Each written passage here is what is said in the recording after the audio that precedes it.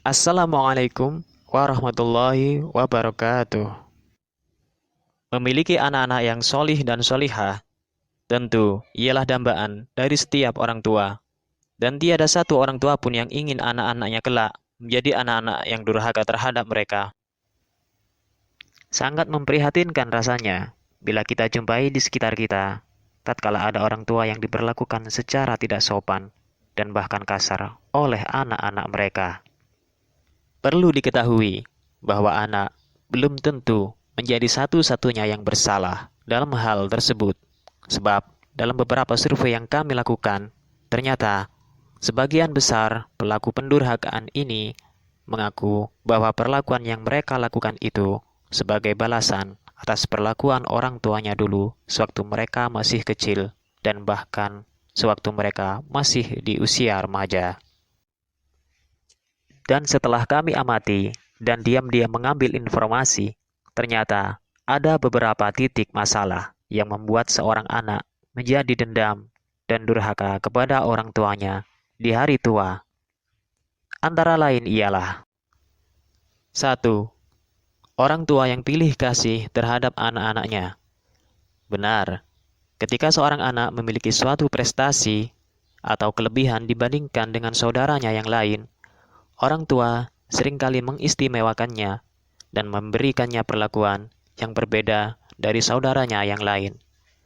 Efek dari situasi ini rawan menimbulkan kesenjangan, rasa iri hati, dan dapat meruncing menjadi dendam kesumat.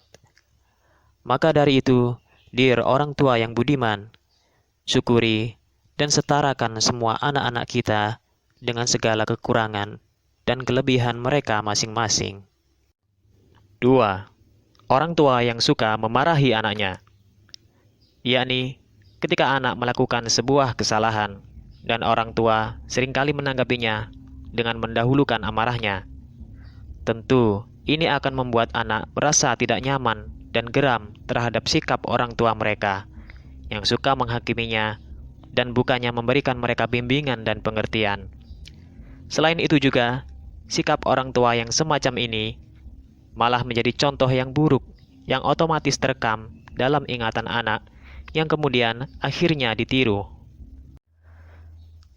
Terlebih lagi, jika orang tua ternyata biasa bersikap tidak edukatif di hadapan anak. Semisal, sering berkata kotor atau suka membanting barang ketika marah. Sehingga sewaktu tua, anak merasa bahwa orang tuanya ini bukanlah teladan yang patut untuk dihormati. 3. Orang tua yang membebankan pendidikan anak hanya kepada guru di sekolah atau kepada pengajar di lingkungan yang lain.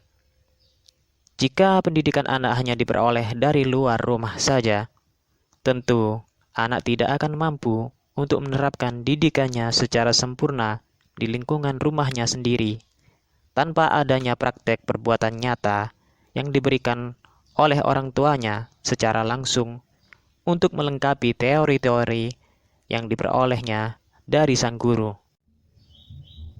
Demikian sedikit ulasan yang dapat kami sampaikan dalam video sederhana ini.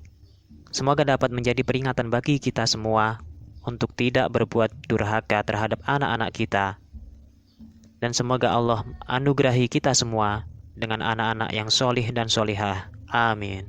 Assalamualaikum warahmatullahi wabarakatuh.